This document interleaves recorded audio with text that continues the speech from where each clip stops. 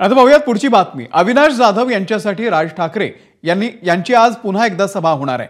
ठाण्यातल्या गावदेवी मैदानावरती आज राज ठाकरे यांची सभा पार पडणार आहे। एकाच उमेदवारासाठी राज ठाकरे यांच्या या दोन सभा आता दुर्मिळ मानल्या जात आहेत।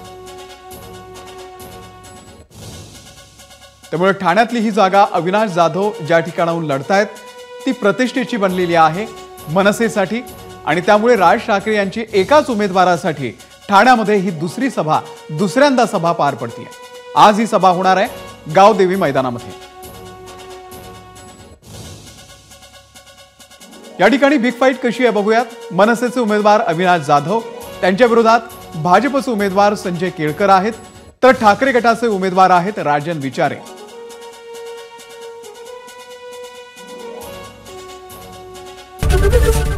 एबीपी माझा, उघडा डोळे बघा नीट।